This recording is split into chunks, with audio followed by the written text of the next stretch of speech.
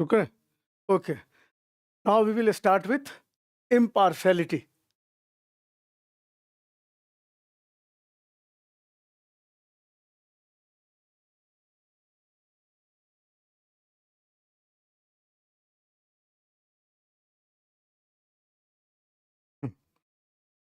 You just see, impartiality is a principle of justice. Number one, impartiality basically is the principle of justice wherein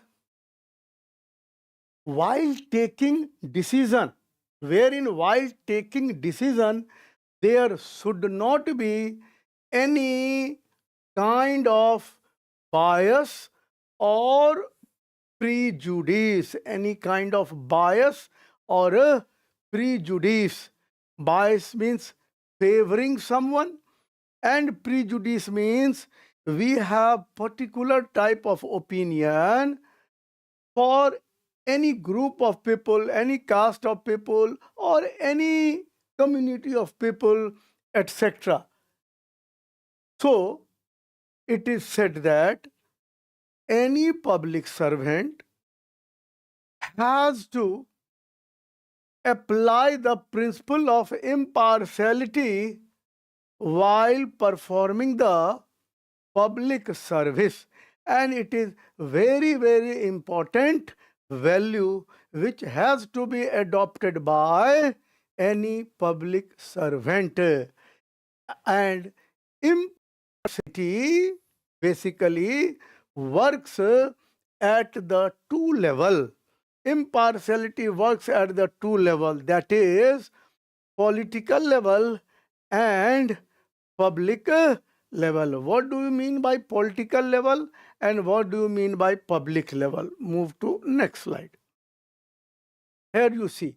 Now we will deal with political impartiality. What it says, civil servant will serve the government to the best of his ability, no matter what his own political beliefs are. Very simple. Everyone has political affiliation for any particular party, but civil servant, while performing their duty, it is expected that without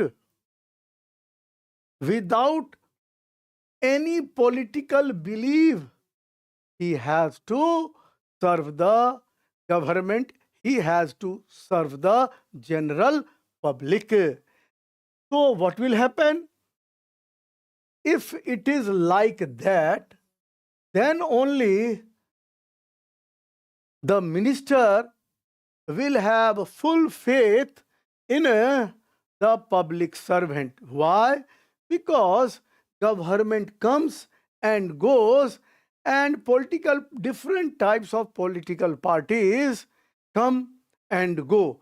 So impartiality has to be maintained by public servant so that any political party which comes into the power have full confidence in the public servant. Next, civil servant will comply with any restriction that has to be laid down him. There is civil service conduct rule. There is civil service conduct rule which we will study in detail later on. Civil service conduct rule states that do's and don't by the civil servant. Any government servant has to do something and they are not supposed to do something. They are not supposed to do something. Okay. So it is written in civil service conduct rule. Whatever restrictions have given in a civil service conduct rule, okay, that has to be followed. And thus these things comes under the political impartiality. Now, with example, we can understand. Civil servant cannot defend the decision and views of the ministers. Whatever decisions are taken by the ministers and whatever views are of the ministers, government servants are not supposed to defend the decisions and views of the ministers. It also comes under political impartiality. Next,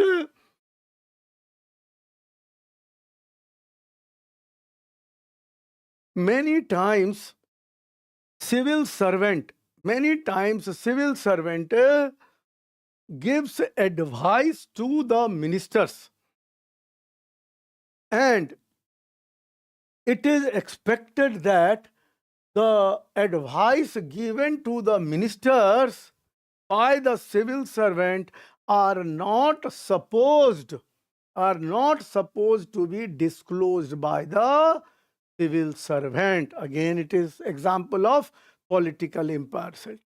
On the other hand, civil servant must explain and implement minister's policy with objectivity, no matter what his personal views are. You see, whatever decisions are taken by the government, civil servant has to implement these policies objectively without taking consideration of his own personal views, without taking into consideration his own personal views. Next,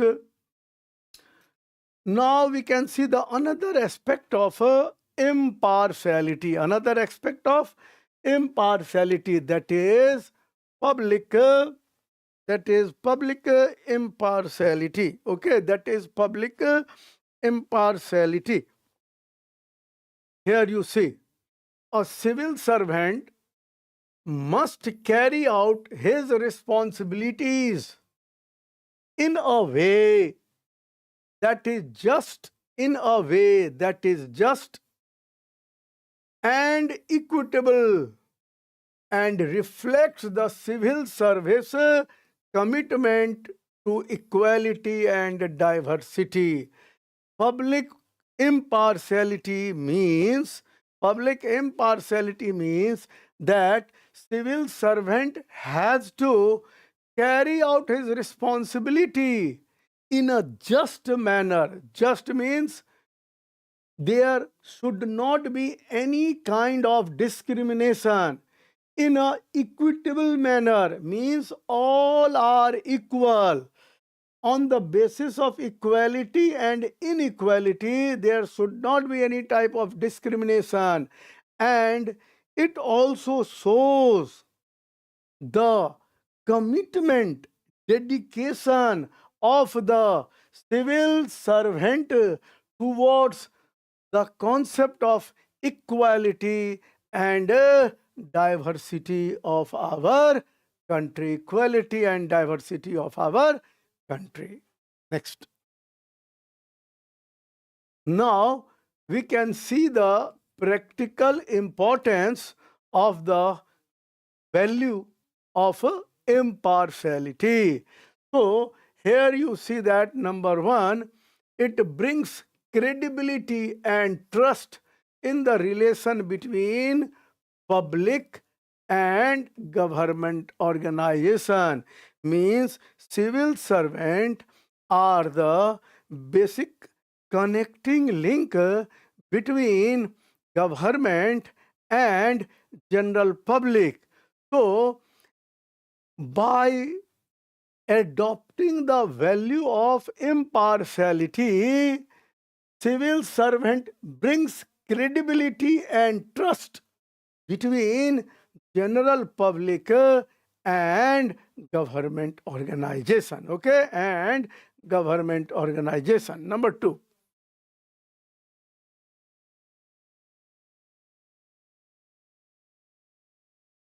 In this concept, it is also clarified that general public can ask any appropriate questions from the government organization, because if the government organization is taking legal decisions, taking objective decisions, taking constitutional decisions, then there is no way that government will not be transparent.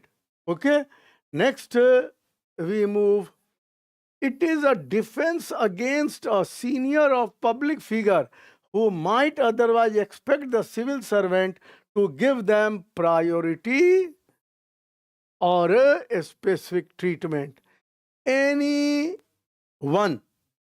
who is higher in rank, who is higher in status in the society, they cannot think that they will get a special priorities. They will get a special priorities or a special treatment by the government, because the principle or value of impartiality does not allow to give anyone a special type of treatment or priority or a priority. Next,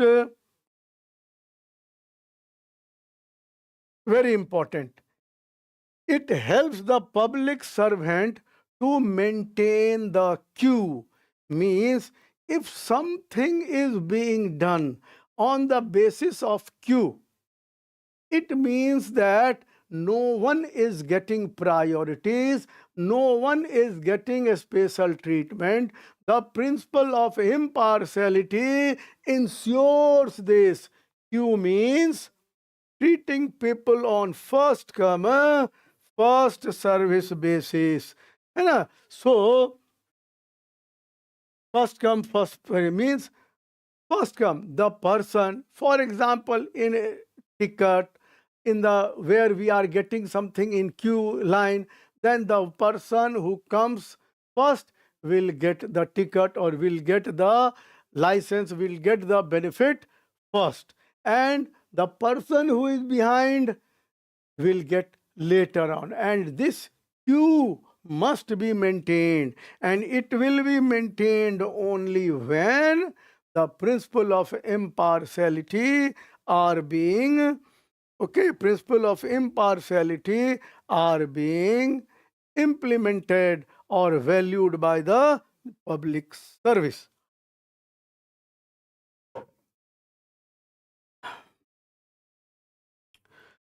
Now, there is another concept which is known as non-partisanship, which is known as non-partisanship. Non-partisanship means, ठीक है, and okay, first we say that non-partisanship is basically another value which has to be adopted by the public servant while performing the public duty. Here you can see the word party, means it appears that the word any public servant has to be free from any type of influence from the political party. Now, you just see with explanation. Non-partisanship implies that civil servant should remain non-political in nature, means any civil servant is not expected to become a political in nature. They must remain non-political in nature because they are public servant. They are not affiliated to any party, and they are not supposed to be affiliated with any party. And it means that civil servant will distance himself from any political activity. Again, it is same. If political parties are not, if public servant are not affiliated to any political parties, then it means that they are not supposed to take a part in any type of political activity. What happens in practically, we are not supposed to even discuss, and we are not supposed to write in our answer. So what is, we have to study for preparation of exam only, and this we have to write in exam to fetch a good marks. Next, you can see there is a chance that after election political leadership may change. Political leadership may change. Political leadership may change, but the civil servant would be unfairly offering technical advice to the political master. But here also, civil servant has to give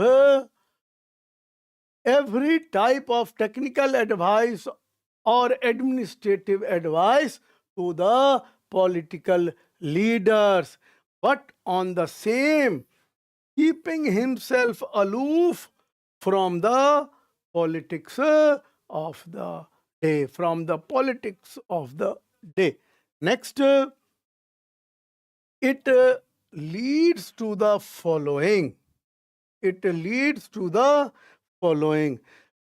When we apply the principle of non-partisanship, it has some consequences also. Let us see. Number one, public confidence in the non-political character of civil servant will be more. If civil servant are adopting the principle of non-partisanship, it means that public will have more confidence in our civil service. Number two, confidence in ministers belonging to any political party in the loyalty of their permanent civil servant. Even political leadership has confidence in the civil service or in the civil servant, because political leadership knows that civil servant, while performing their duty, they adopt the value of non-partisanship. Next, high moral of civil servant as promotion, transfer, and other service conditions are based on merit, not as political consideration. There are different types of immunities. Different types of immunities are given to the public servant.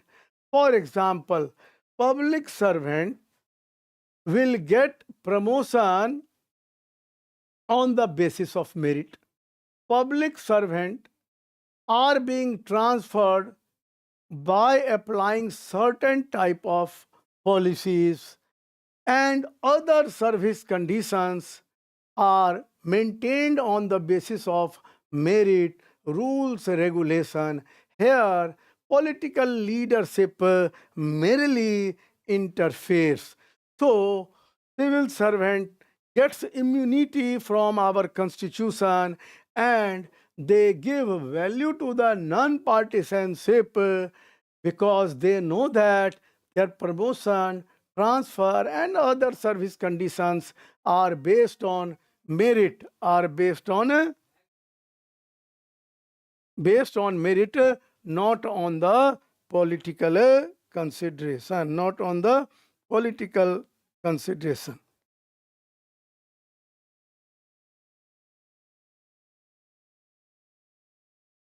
Not on a political consideration. ठीक है ना? Next, breach of political non-partisanship.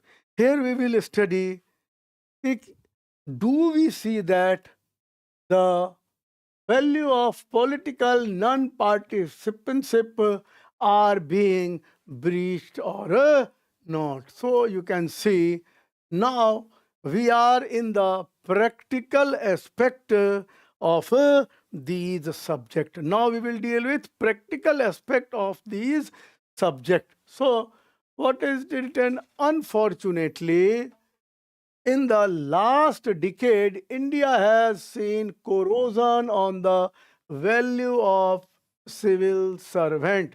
In a simple word, we can say that it has been observed that the values of the civil servant while performing their duties are being corroded. So what?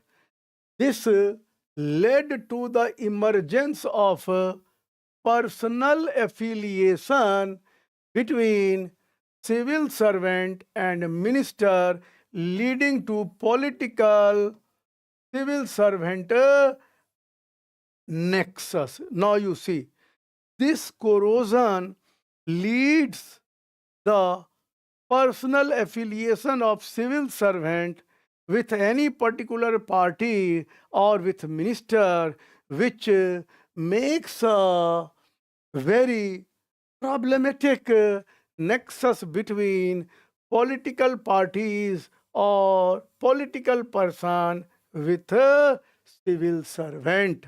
Now see what happens. The politicization has further led to corruption. This type of nexus leads to the corruption and absence of public service. Very simple. If there is corruption, there is less public service. It has now what happens? It has led to frequent use of transfer, suspension, disciplinary action by minister. Just now we have studied that the transfer, suspension, disciplinary action are governed by civil service conduct rule or governed by service rule. Therefore, civil servants are expected, to act in a non-partisanship. But when there is a political nexus between civil servant and political organization,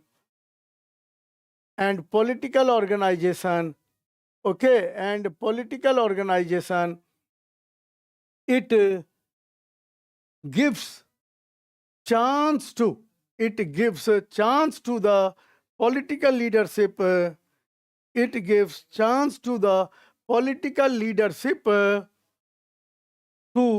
go for frequent transfer, suspension, disciplinary action by charging the officers who are not listening to the political leadership.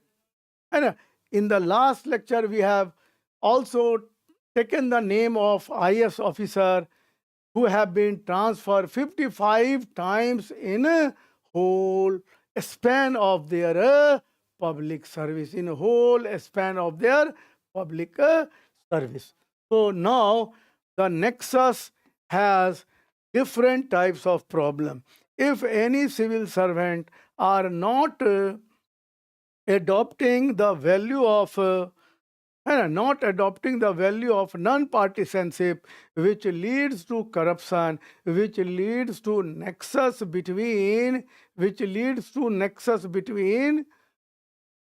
civil servant and a civil servant and a political organization which has negative impact, which has lowered the morale of a civil servant.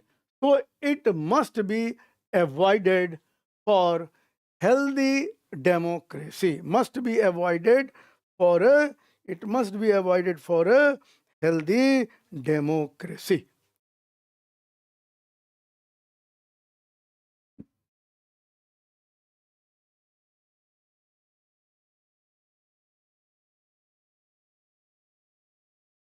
Now you see, it has also resulted in a group rivalry, colorism among the ministers and civil servant.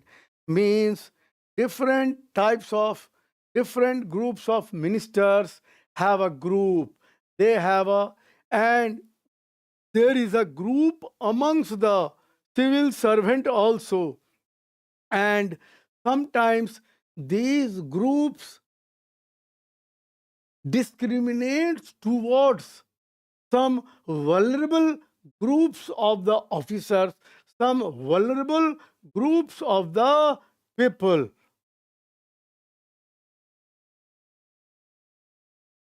And as a result, there is an absence of mutual confidence between these two groups. Means one group is political group and another group is a civil servant group. So they must act in a consonance. They must act in a consonance. They must act in a similar direction. But it does not happen when there is a nexus between these two groups. Now we see there is a loss of public confidence in politics and bureaucracy, and this leads and this leads that the civil servant lose the public confidence. The political parties, political members lose the general public confidence. Again, it unrest the society. The dissatisfaction level of general people will increase. So the concept of the value of non-partisanship, the value of non-partisanship is also very important value which has to be adopted by the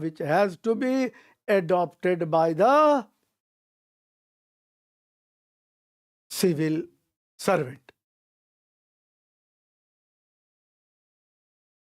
Next. Next. Now what we have seen, impartiality, we have studied, then non-participantship we have studied, and now there is another concept of neutrality.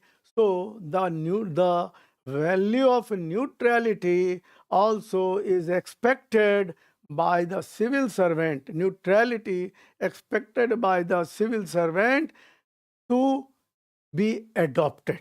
So now we will study really what is the concept of a civil servant.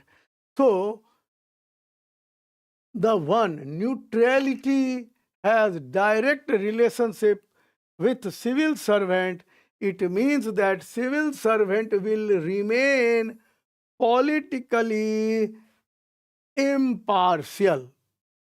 Politically impartial means it is expected that civil servant should not be biased against any political party. On the same hand, it is expected that non-participantship also have to be shown here. It means that the concept of neutrality has wider scope as respect to neutrality and impartiality.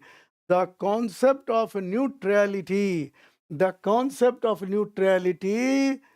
imbibe both value, impartiality and non-participanship. Impartiality and non-participanship combined, it gives the concept of neutrality. Am I clear? Now, you see here. So, neutrality means political sterilization. What do you mean sterilization? Zero effect of any political party. Sterilization means zero effect of political parties on the civil service. It means the bureaucracy remains unaffected by the change in flow of politics. Change in flow of politics. Change in flow of politics means change in flow of politics means political parties without comes and goes without affecting political parties comes and go without affecting the civil service nature. So the concept of neutrality has wider connotation than neutrality and non-participanship.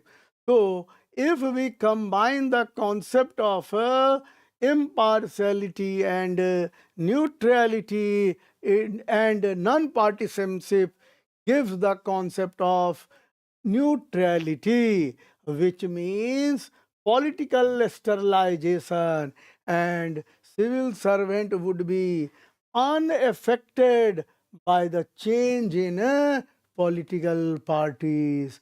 Now there is another concept that is committed bureaucracy. So now there is a debate between neutrality and committed bureaucracy. Okay, neutrality and committed bureaucracy. The concept of neutrality just now we have studied, and what now we will see what is committed bureaucracy. Then we will examine the relationship between neutrality and committed bureaucracy. Neutrality and committed bureaucracy. So now we can see the what is committed bureaucracy. What is committed bureaucracy? Now you see. Now we will first talk about committed bureaucracy. You now listen. What is committed bureaucracy? So, committed bureaucracy is a strong dedication to public service. You can write this point. A strong dedication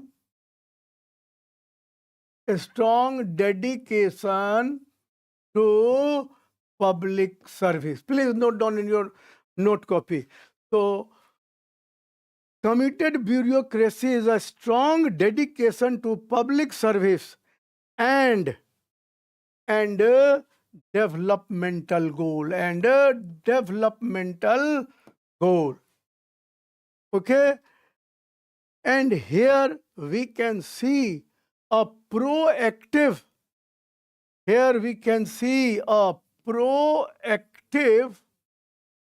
and flexible approach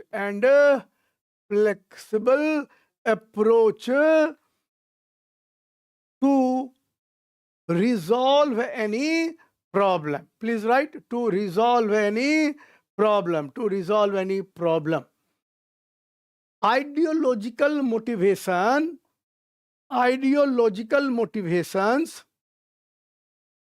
would be there for social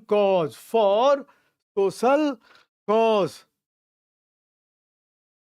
and there would be deep sense of please note down, ethics. There would be deep sense of ethics and integrity, deep sense of ethics and integrity towards the public interest. Towards the public interest means committed bureaucracy. Committed means they are dedicated public servant, dedicated towards the development goal. For that, they take proactive decision and they are flexible. Flexible here means that always they will not follow the rule regulation 100%. Always they will not follow the rule and regulation 100%. In the public interest, and considering the ethical and integrity value, they go beyond the rule and regulation to help the general public. It is concept of committed bureaucracy, and they have deep sense of ethics and integrity. But basically, committed bureaucracy is a ideal condition. Generally, it is a ideal condition. Now, once we have talked about committed bureaucracy, we have talked about committed bureaucracy, and okay, talked about committed bureaucracy. Now, we will compare it with traditional natural bureaucracy. Traditional natural bureaucracy. Traditional natural bureaucracy. What do we mean by traditional natural bureaucracy or neutral bureaucracy? It goes beyond mere rule. It goes beyond a mere rule, adherence to activity, and passionately work towards government. So they will not see only rule, okay? They will act passionately to get the desired result, wherein different types of features we can see. In a nutshell, we can see that, in a nutshell, we can say that committed bureaucracy have the following characteristic feature, have the following characteristic feature, have the following characteristic feature. Please note down. Number one, mission driven. Number one, mission driven.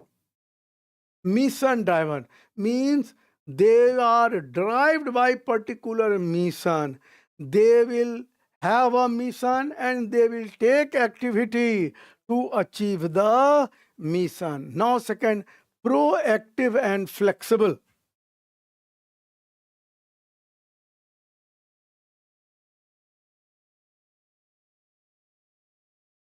Proactive and flexible. This is second feature. Third,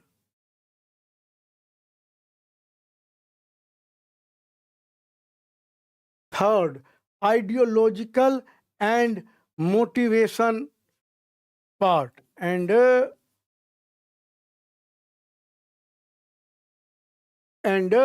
motivation part. Fourth is high in integrity, and fourth is high in integrity and ethics and ethics. Fifth is efficiency and responsiveness. Fifth, efficiency and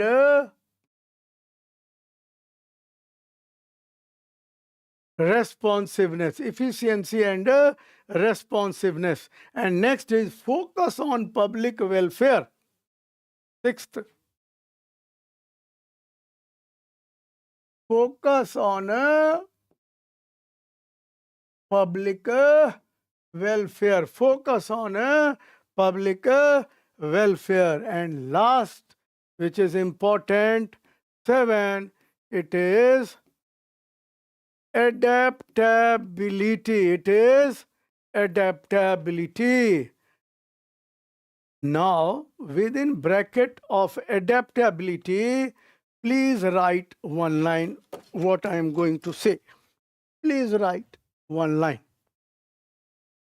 It means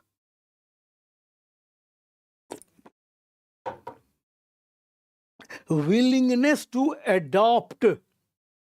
It means willingness to adopt, willingness to adapt rules and procedures.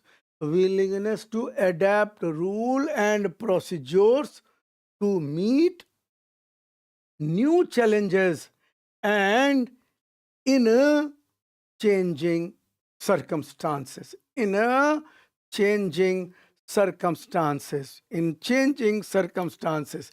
Please note down.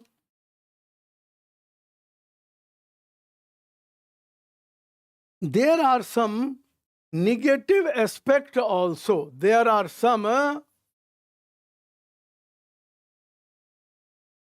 negative aspects also of a committed bureaucracy. Of a committed bureaucracy. Write down in point. Number 1 point is there is political alignment. There is political alignment of the civil servant. Political alignment of the civil servant. Second point, there is lack of objectivity. There is lack of objectivity. There is lack of objectivity. It means that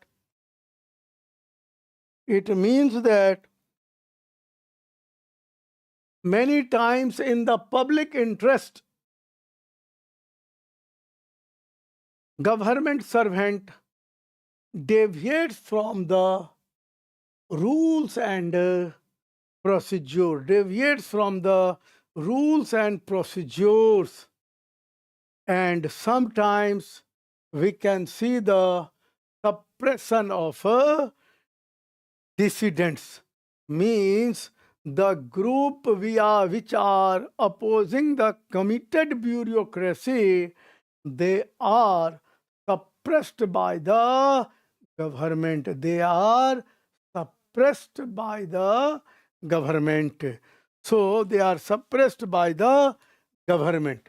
Is it clear? Now we will move this topic, debate between neutrality and committed bureaucracy. Now you see, concept of neutrality has been discussed by many in the administrative discourse, especially in the developing countries like India.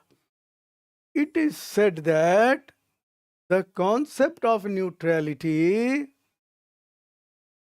is something which are being talked about or implemented in the developing countries like India.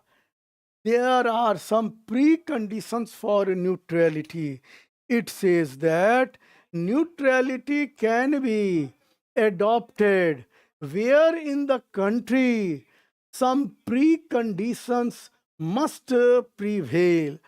What are these preconditions? Now you can see what are these preconditions.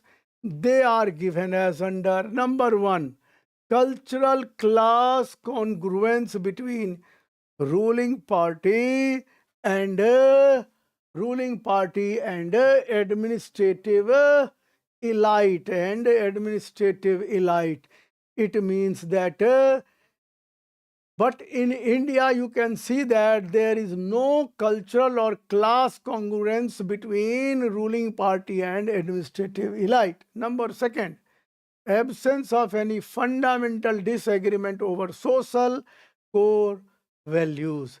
But again, you will see in India, there is always fundamental disagreement over social core values, And next, there is a presence of shared belief system. In India, you will not see any type of shared belief system. You will not see any type of shared belief system. The above conditions are generally fulfilled by the democracies of the Western world, but in developing countries, they differ on this ground. This is correct, what is written here in practical sense also. So, now we will move next. In most developing countries, context on social values and belief system is not there. Just now, I have stated about it. Now, there is a group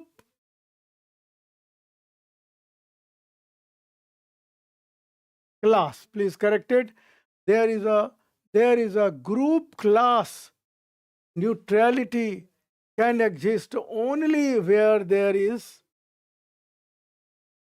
group class.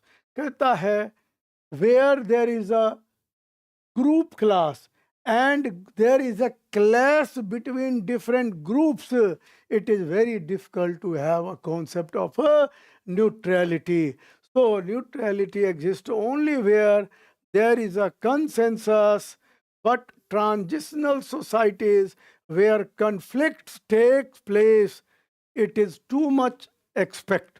So, country like India, where we see the societies are in transitional phase and different type of class conflicts have been observed, so it is very difficult to expect like a country India to adopt the value of neutrality. Again, there is another danger of being neutral. Neutrality in public office may lead to moral corruption. Moral corruption here means that committed bureaucracy or neutrality. Neutrality means if government is doing something against the value of civil service, the government official who are acting on the principle of neutrality,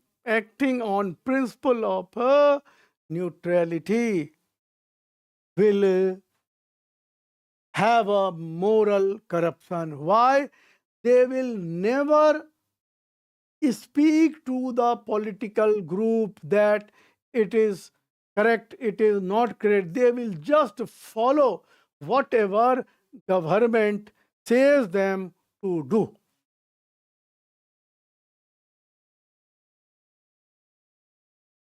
Now you see, all the governments are to be served with the equal impartiality and loyalty. Then there are no grounds at all criticizing the German officials served during Hitler. Means if any government comes with any type of policies, any government comes with any type of policies, okay, government comes with any type of policies, different government comes, but government servant will act on the principle of impartiality. On the principle of impartiality, it means that they will not sow their views. They will not examine the case on the basis of consciousness. They will just do whatever government says. So, everyone criticizes during the Nazi period of German, where whatever government said, the general people or government servant act accordingly. For that, now we are now we are criticizing the German official. If now we are criticizing the German official, so on the same principle, we can criticize the government servant who are taking action on the principle of impartiality or the value of impartiality.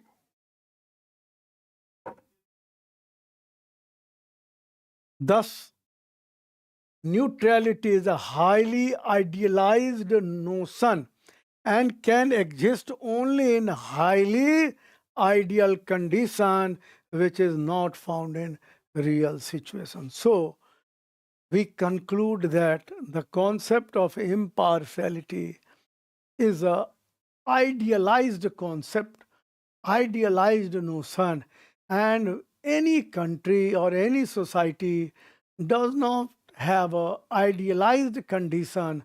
So it is very difficult to expect that impartiality will work properly. Now, what I have told you about committed bureaucracy is written here. Now you see,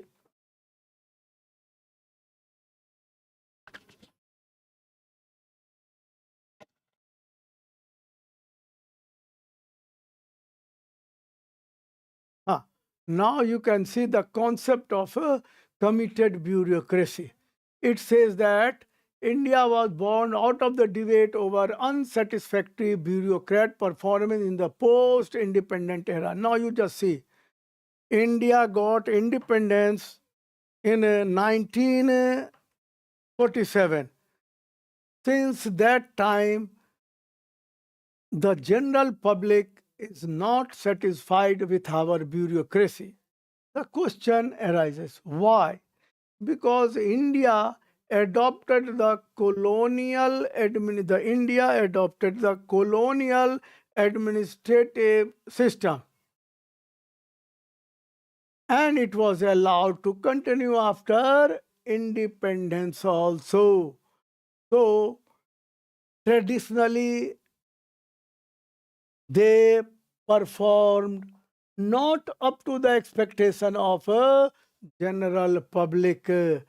Far from being a neutrality, they didn't act on the concept of neutrality. The public servant of the day said, still more of tomorrow should be one rich in human sympathy, fully aware of social condition. They didn't act on these concepts. So committed bureaucracy implies that civil servants should be committed to the objective of a state and should have faith in the program they are to be executed. Clear? Now you see second, the committed civil servant need not to be partisan in his approach, but he must have the empathy to understand the mind of politicians who are seriously trying to find out a way of a situation of underdevelopment.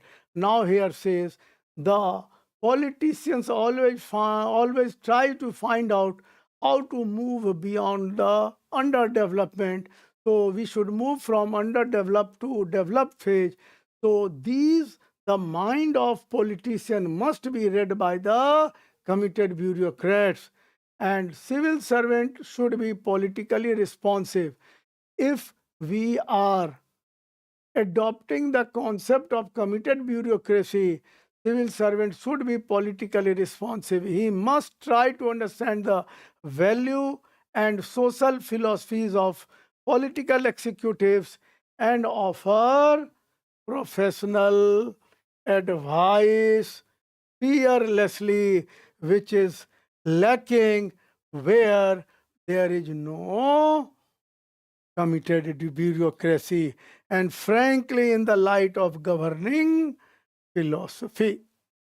And earlier also, in a very more clear way, I have explained committed bureaucracy, where I have noted down some key points of committed bureaucracy and some generic concept of a bureaucracy, where I have noted down in your notes. You must see that also.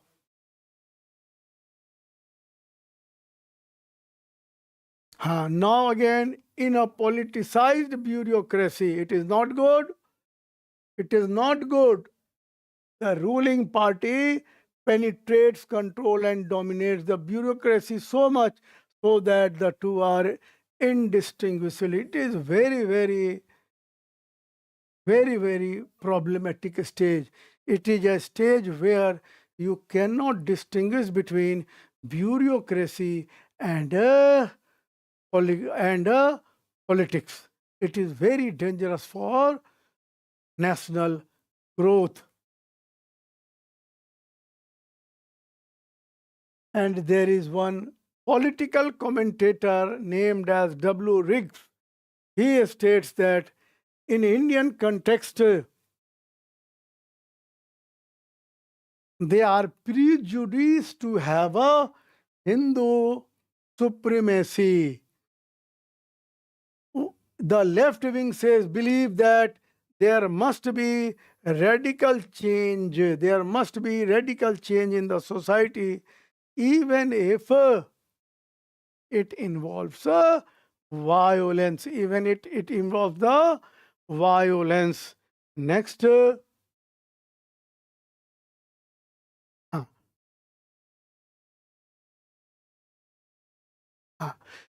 even it involves the violence. And there is a centrist view. Centrist view believes, please note down in your copy, there is a centrist view. Centrist view explains that they believe that society must change in a slow and gradual manner. In a slow and gradual manner. Okay? So, in principle, have completed the chapter of aptitude and foundation value in complete detail. You can check from your syllabus also. Now, whole syllabus of aptitude have been completed, and I have given all lectures with slides. These slides will be very important for you. They are brief notes for you also. You can use these PPT for your answer writing also. In examination also, you can write these PPT in the forms of notes. Now, question arises, now what we are doing now? Before, in the next class, we will start with attitude, which is a very important, very technical and very important and very technical topic. You will enjoy that topic very much.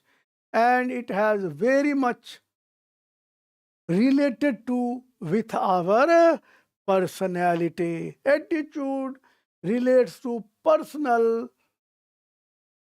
attributes. We will study in the next class. Now, after completing the aptitude, now I have given in your slide some extra slide. You note down here in your copy, these are extra slides. these are extra slides. In the extra slides, the same concept have been given, but in a different expression. These are different expression, and it will help you in the examination also, and it will help you in understanding also. So it does not require a special lecture.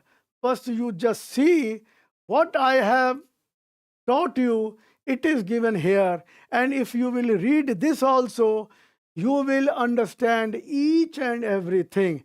And it is my suggestion that you must read these extra slides also, self-study, before we will move into the next class of attitude. So write in your copy, these are extra slides. And here you will see the same thing what we have, but here the expression, here the notes, here the PPT differs from what we have already studied. And here objectively, I have arranged something, I have compared something, I have distinguished some values. So these are for your self-study, but you see what is given here. In the first slide of foundation value, impartiality and non-partisanship. You see next slide. There is a comparison between impartiality and non-partisanship. Everything you will study, already we have studied, but it has been objectively demarcated for your better understanding. Next, see the difference between honesty and integrity. You will clearly understand the word honesty and integrity. Next extra slide, characteristic of aptitude. Next, specificity. Next,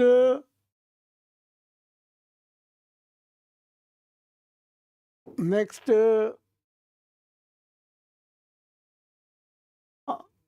you see aptitude, attitude is equal to altitude. है ना? These now difference between attitude and aptitude. So please don't study this topic now. When I will complete the chapter of attitude and attitude, then you study this slide. Next, here foundation value for civil servant. Next, it is very, very important. It is very, very important. 7 sins of Mahatma Gandhi. It is very, very important. 7 sins. Mahatma Gandhi told these 7 things that they are social sins. What? They are social sins. What? Wealth without work. It is a social. Pleasure without consciousness.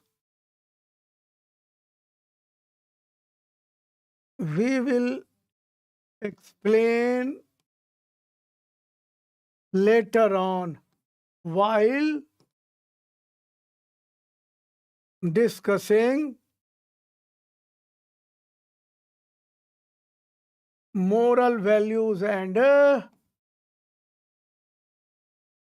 contribution of a great personality. Therefore, I am not explaining here. Knowledge without character, commerce without reality, science without humanity, religion without sacrifice, politics without principles. These are 7 sins. But you don't think that I have completed these 2 things, attitude and 7 sins of. It will be explained. It will be, I will give you lecture on these topics later on, where we will study the contribution of great personality, or है ना, there. So you don't think it has been completed. Just I have given here.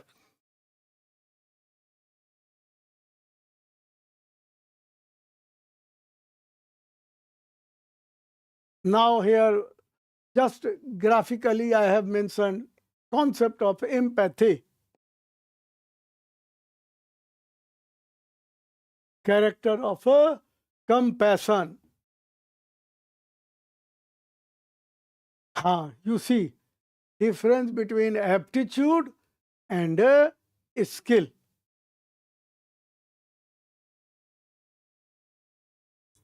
Types of aptitude.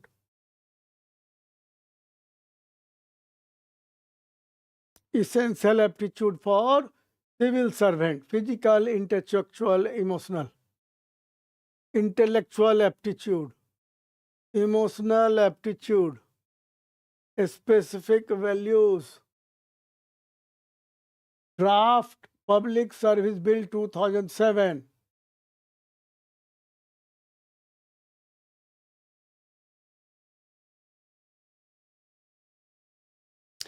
Here you can see the definition.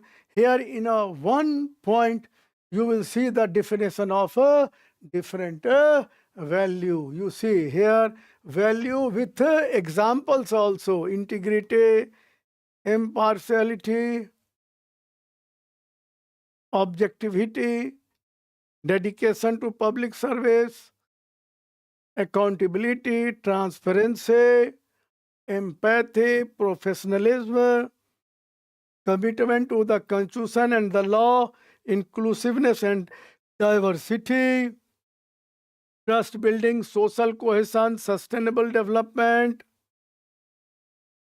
dedication to public service, recognition and incentive, supportive environment, ways to foster dedication to public service. How we can find out the ways to improve the dedication to public service. These are the methods.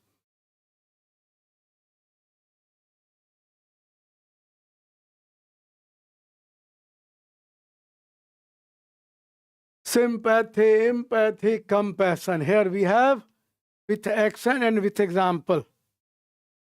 Impartiality, non-partisanship. Definition, focus, application. Impartiality, non-partisanship.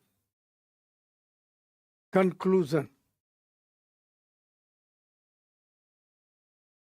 So, what we have seen, complete lecture we have done on aptitude. So, two topics you have completed completely. So, now I am going to tell you what would be the sequence. So, first we had studied about the emotional intelligence. That on the basis of lecture it is complete, and you have plenty of reading material in your PPT. Second, the concept of aptitude and foundation value. Complete whatever written in the syllabus, it is complete. PPT is a type of note which you can use. Case study, etc. We will do it in later on. Once we will complete our theory part, then we will move towards the application part. So in aptitude also, we have completed aptitude and foundation, complete syllabus we have done. And extra slides I have given you for your better understanding. So you are not supposed to move here and there for study material. My PPT is self-sufficient, and you just read my PPT, you just try to, if there is any doubt, you see my lecture again and again, you will understand everything in a better manner. The next topic is a little bit tough, technical, but it is very, very important, and I will try my level best to keep you abreast with a new topic, attitude. Now, in the next class, we will move with attitude. Thank you.